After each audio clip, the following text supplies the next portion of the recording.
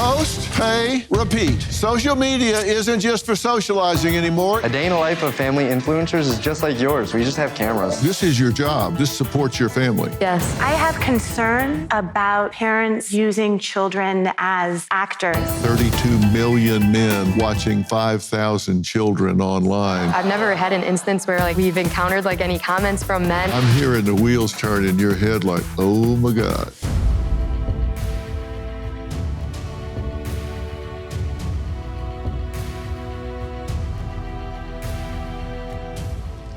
Well, post, pay, repeat. Social media isn't just for socializing anymore. It's a lucrative business, and the demand for daily content has fueled the family vlogging trend. One study found that videos featuring young children get 3 times as much traction. So family vloggers are cashing in, but also coming under fire. Now, Ruby Franke of the popular Channel 8 Passengers was just sentenced to up to 30 years in prison after being accused of torturing 2 of her children. She often shared footage of harsh punishments, and she's one of the most egregious examples. Now, Seth and Christy are young parents with 2 million followers on TikTok. They post about daily life with their 2 little children and have their share of haters, but say their kids love the camera. Take a look. Today we're letting Noelle choose everything we do. A day in the life of family influencers is just like yours. We just have cameras. We do everything as normal. We just film while we're going about our day. Our kids definitely enjoy being on camera because we can tell how excited they get when we're filming and when they're watching back the videos that we've made. This is tiny and cute. Especially our daughter. People ask us all the time how we shield our kids from negative comments, but they can't read, so we don't have to shield them from anything. Go to ice skating. Ice skating? Let's go. Okay. Our response when people tell us that we shouldn't post our children on social media is that it's our personal choice to post our kids, just like it's everyone else's personal choice whether they want to post their children or not. Oh yeah. A lot of people ask us if our kids benefit financially from us posting online, and the answer is yes. Our daughter has already shown interest in starting her own channel, so it's definitely something we want to start helping her with. Come with us to get our 4-year-old a Tesla. I'm sure a lot of you have seen the videos where we're buying our son and daughter extravagant things like designer bags or a Tesla, and I'm sure you're wondering why we do this as a family. Let's talk about why our kids have a $20,000 spending limit for Christmas. We've made the decision to invest in high-quality items for our kids. What better age than 4 to start your skincare and makeup collection? Today I took Noelle to Sephora and told her she could get whatever she wanted. Our 1-year-old baby Beans is officially a walker, so to celebrate we decided to take him to the store and give him free range of the store and let him get whatever he wants. Get ready with me to buy our son a Rolex. Our son is finally 1, so it is time to get him a Rolex. If you had the money, you'd do it too. Okay, so this is fun for y'all, right? Yes. Oh, yeah. And you say the children are having fun. Yeah, they love it. Okay, how do you know they love it? Well, our 4-year-old, she's almost 5 now. She expresses to us that she loves filming with us. She'll say, we should make a vlog. She'll watch them back. She'll ask to watch back, our long-form YouTube videos. Mm-hmm. And so she loves it. Our son, he's only 1.5, so I guess he can't really tell us he likes it, but I'm sure he'll feel the same as our daughter. Yeah. And what do you do with them that's not on camera? The thing that we love about it is we're with our kids all the time because we do social media. So neither of us go to a regular job. So we're with our kids all day long. So when we're not filming, we're Noelle has a dirt bike. We go to the park. We play with them literally all day long. Do you guys post every day? Not every day. No, we'll film certain things. We'll plan out content, and then we'll film that. But other days, like time with our kids, is kind of more private unless we kind of plan to do that. But then when we plan to do that, it's still fun. It's still an average day.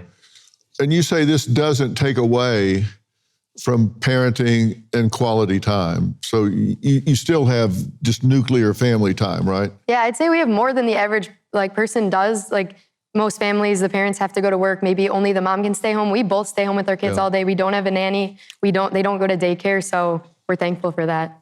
So this is your job. This supports your family. Yes. Yeah. And you've got 2 million followers. Mm-hmm. Do you know who makes up the followers? I'd say we have mostly women, like not a lot of men watch our videos, and a lot of like younger, like when we're out in public, it's usually like younger, like teens, like Gen Z audience, I guess you could say, and a lot of moms.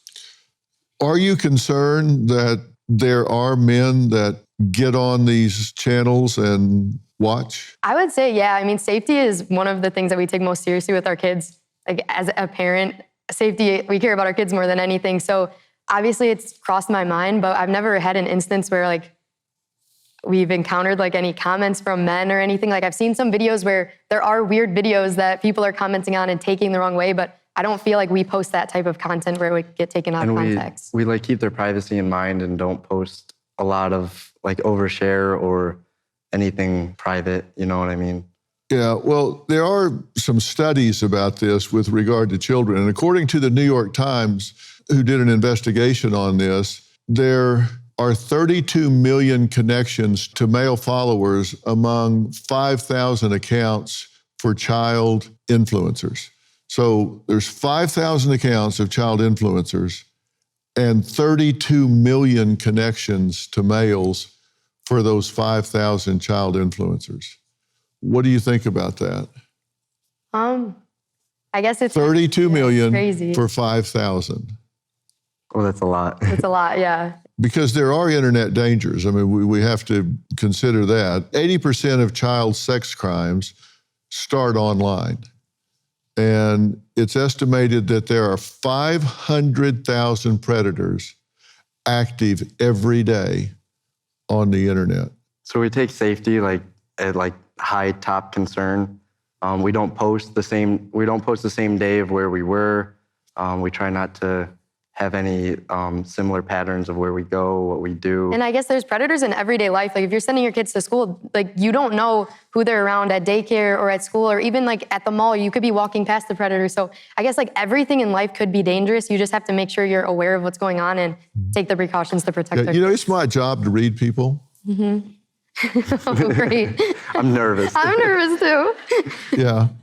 No, it's my job to read people. That's what I do for a living. I've done it for 45 plus years.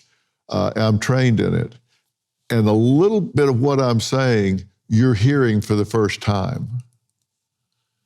And I'm just curious how it's affecting you, because I'm telling you some of this, like 32 million men watching 5,000 children online. And I'm hearing the wheels turn in your head like, oh my God. And you're saying, well, there are predators everywhere. That's true. There are predators everywhere, but 80% of sex crimes start online. And I'm not telling you what to do. I'm just saying awareness is key. Mm-hmm. You really want to be aware, right? Situational awareness is critical with your children. It's critical whether you're taking them to the beach or you're putting them online or whatever. We just need to be cognizant of these things, right? Mm-hmm. Because there are creeps out there that will look at that and in a perverse way, and nobody did anything wrong. There's nothing inappropriate about it, but there are creeps out there, and I mean, you just need to think about it and be aware of it. I'm not saying that you're doing anything wrong. I'm just saying you need to be aware. And sometimes, even if kids first day of school, and they show them walking up to the school and they show the school sign. Now somebody identifies where they go to school, and if they get obsessed with that child, they now know where they go to school. Now it can go virtual to real world. And it's a sad fact that we have to be aware of that kind of thing. Mm-hmm. But that's the world we live in. All right, coming up, why one mother removed any trace of her children on social media. The scary revelation that sent her into a panic. We'll add that to the conversation when we come back. I used to sleep terribly, but thankfully I found Beam's Dream Powder, a science-backed, healthy nighttime blend that's packed with ingredients shown to improve sleep. Plus, Beam is founded in America and run by people who share our values like hard work and integrity. Their Dream Powder is made with a powerful blend of all natural ingredients: reishi, magnesium, L-theanine, apigenin, and melatonin. Beam's already improved over 17.5 million nights of sleep, helping people wake up and feel their best. Here's the deal. Beam's giving my listeners the ultimate Patriot discount of up to 40% off so you can try their best-selling Dream Powder. Visit shopbeam.com/Dr. Phil and use code Dr. Phil at checkout for up to 40% off. That's shopbeam.com/Dr. Phil. Code Dr. Phil for up to 40% off. Support an American company. Invest in yourself and get your best sleep tonight. Meredith found herself becoming an influencer after posting her children during the pandemic. She said she was happy with her growing popularity until one post sent her into a panic. I never intended to be a content creator. I started making videos for my family and friends, and one of them blew up. And I went from just making videos for people I knew to having about 30,000 followers overnight. And over the next year, that progressed to about 100,000 followers on TikTok. About a year after I started posting on TikTok, my family and I went out to dinner, and I posted a couple Instagram stories of us. The next day, the manager of the restaurant reached out to me.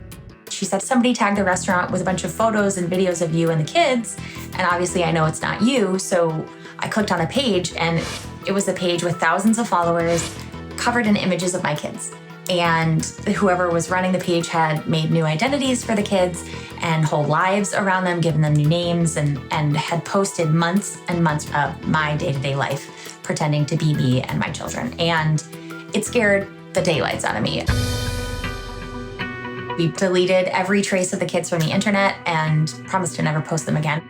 Can't trust the internet with anything, and especially not anything you care about.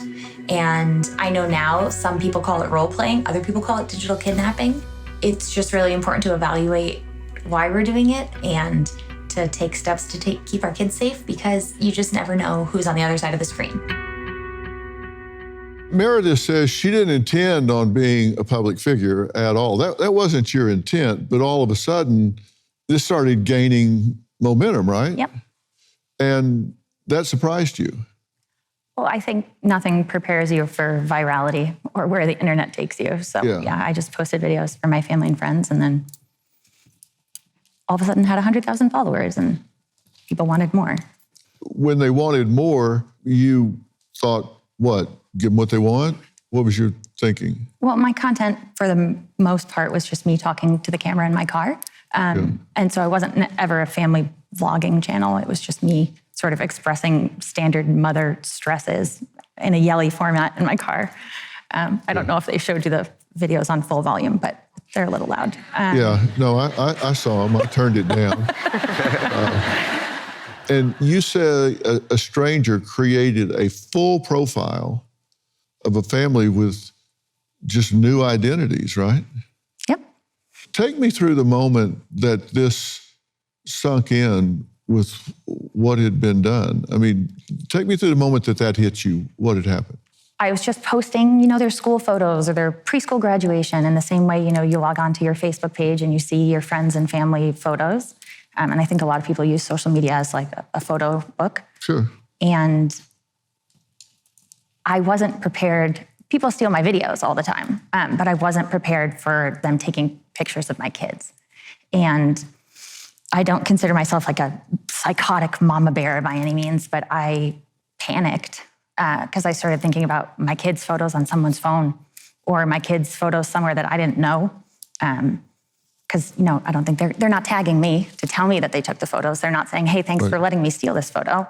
And had it not been sent to me, I wouldn't have ever known.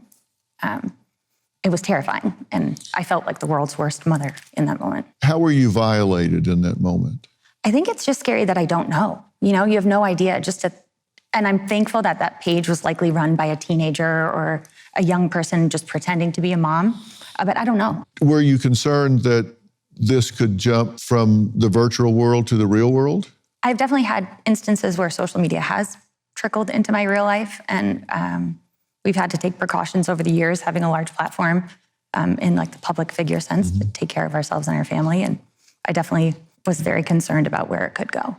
Just a quick poll in the audience. If someone did this with your children, took their photos, created identities, and started role playing or pretending they were their own children, would that bother you? Raise your hand. So it'd bother everybody. Because I've dealt with stories about this that have gone so far as to create an entire world, an entire life, and she denied it, sitting across from the actual parents. And the way we actually got her to finally confess is she was selling a lamp on Amazon. And when we found the ad for the lamp on Amazon, this woman's children's picture were on her nightstand where she took a picture of the lamp to post it for sale, and we could see the picture of the children on her nightstand, like they were her children. The whole room, the whole house was full of, and when you get someone going that far, you don't know that the next step isn't to actually grab the children, because the line between reality and fantasy gets blurred. Does that concern y'all that there are those kind of people out there? Yeah, I agree. It reminds me of one time we were actually like at the mall and we were in like one of those play areas with our kids. Kids are just playing, we're having a great time, and we see this guy and he has his little girl taking pictures of our kids. And immediately when we saw that, like Seth went up to him, took the phone, deleted the pictures. Like if we see something like that happening, we contacted the police because that's creepy and weird. Like if we were to see something like that, we would definitely like take action, but we've never had anything like that happen. They don't have to go to the mall. They can just do screen grabs of your children without you seeing it. I guess I don't know what to say to that. I guess they could, yeah. I guess maybe it felt more personal because he was like close, like he was yeah, we were next actively to us, seeing you know it. what I mean? Yeah. Yeah, well, all these people don't live in Thailand that are doing the screen grabs. They could be 2 blocks away. Homeowners, when's the last time you checked on your home title? If your answer is never, then this is for you. Scammers are stealing titles and your equity is the target. Criminals forge your signature, and just like that, your home title can be transferred out of your name. That's why I partnered with Home Title Lock, so you can find out today if you're already a victim. Use my promo code Phil at HometitleLock.com and you'll get a free title history report. Plus, you'll get a free trial of their $1 million triple lock protection. That's 24/7 monitoring of your title. Urgent alerts to any changes, and if fraud does happen, they'll spend up to $1 million to fix it. That's HometitleLock.com, promo code Phil.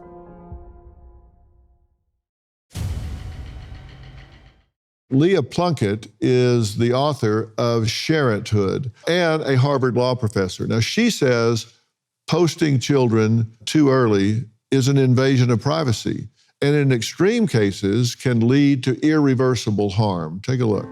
Sharenting is a way for families to produce global digital entertainment with very, very few gatekeepers. A prime example of sharenting gone wrong is the Daddy05 YouTube channel, such that viewers started calling in to the local child protective services. I think the long-term effects of sharenting, where you have parents setting up kids and teens to be humiliated, feel betrayed, can be lifelong and devastating. Illinois recently passed a law that protects the earnings of child influencers to ultimately go back to the child. We need to think about sharenting as a new stage on which child actors are appearing. Well, Leah, thanks for being here. You say parents are robbing children of privacy and identity when they put them out there too early. So you have a problem with what these parents are doing. I have concerns about parents using children as actors on a global digital entertainment stage, very often without compensation to the children or appropriate safeguards in place for privacy or working conditions. I don't have a problem with parents trying to do their best for their kids and their families, and I completely respect that that looks different in different households, but I do have a big problem with the global sharenting entertainment industry as a whole. And I have a problem with getting the government involved. We got the government in too many houses, too many bedrooms, too many roles. That bothers me about it. But the goal of what you're talking about in terms of protecting children, protecting them having to become characters, them having to work God knows how long to create videos, doing it when they don't want to do it, all of those things are clearly issues. I understand that. I just don't know. I mean, we have Coogan laws, right? We have to have teachers on site and things like that for child actors and that sort of thing. But are you saying that there needs to be more laws, new laws, different regulations? What are you advocating? I'm advocating for ethical, practical labor law reform to recognize kid influencers as child entertainers once we get to a certain threshold. I'm not advocating that we are sending teachers or other professionals on site into family homes. We have a child abuse and neglect, a child welfare system that is separate from child labor law that can be activated appropriately when necessary. But I do think that we need to recognize that we are well past the point where sharenting is just mom, dad, or other caregiver thinking a kiddo's cute and wanting to share it with a few folks, maybe a few hundred folks. This is a billion-dollar global digital entertainment industry that needs ethical, practical labor law reform, similar to Coogan laws. Yeah, now when the Coogan laws were implemented, this area didn't even exist. That's correct. So it didn't take that into account.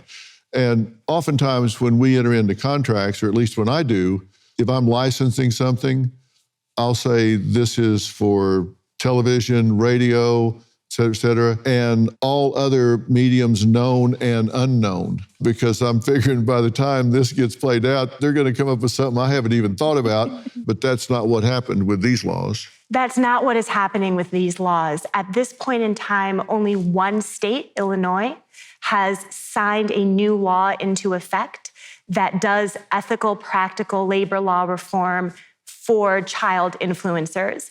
Prior laws that related to child entertainers that are on the books in many but not all states do not cover the sharenting industry. And how is this going to be enforced? The way that the Illinois law would work, it is requiring not any sort of privacy rights or any sort of workplace conditions. It is about requiring, they're calling them vloggers or vlogging families in Illinois. It is about requiring an accounting and a distribution of a certain percentage of gross earnings for content that really is anchored in the child performer into a trust account to be distributed to the minor upon obtaining the age of majority. The minor could bring a civil lawsuit against parents for knowingly or recklessly violating these trust requirements. But this is not government overreach. This is practical, ethical accounting for a family business that is making a significant profit.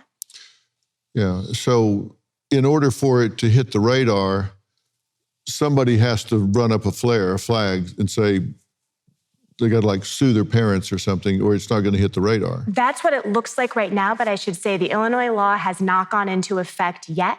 And so we are all going to be watching and learning together to see how it evolves over time. But that's correct. We're not talking about some sort of widespread government surveillance of the family business of vlogging. We're talking about ethical, practical accounting and trusts and financial distributions to child entertainers who appear on a home stage.